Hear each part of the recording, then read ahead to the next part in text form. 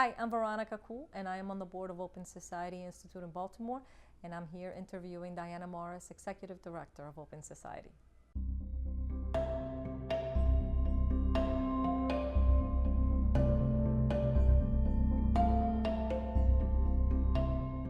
Well, I actually started my career at the State Department. I was a legal advisor, and I've always been interested in the rights of people and justice, but particularly interested also in people worldwide, different cultures, different contexts.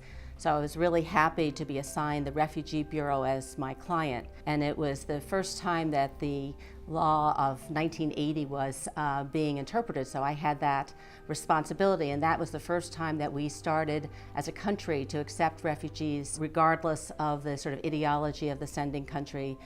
If there was persecution or a fear of persecution, a person was welcome, and it was no longer limited to people coming from communist countries. And from that, I was able to go to the Ford Foundation and start its refugee and migrant rights program, which now we can see is still an issue that's highly pertinent, still needs many more creative solutions, and was there working on that issue globally for about 6 years, and then had the opportunity to go to East and Southern Africa.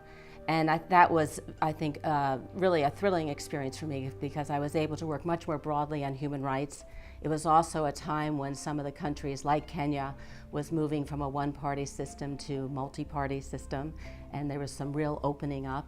But all along the way, I've been able to meet people who are tremendously courageous, and I've always appreciated that about philanthropy. And when I came back to the States, I worked first for the Blaustein Philanthropic Group, which works both locally and nationally and internationally.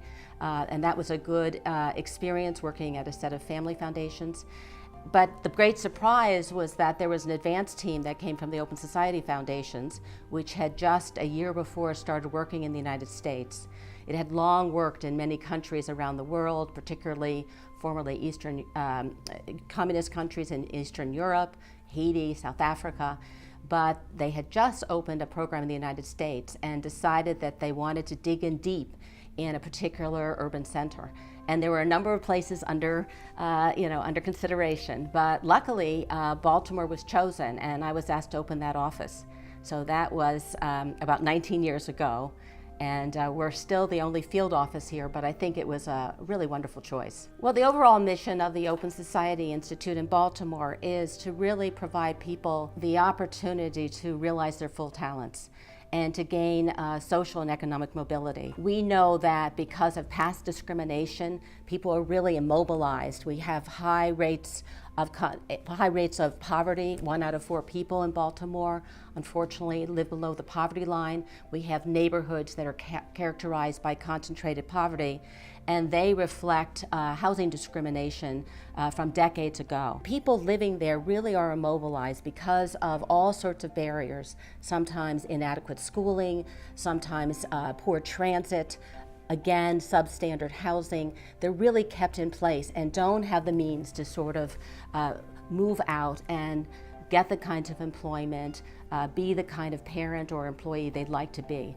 So our role is to really remove those kinds of discriminatory policy and practices that are holding people back, and in turn holding back the entire city and region.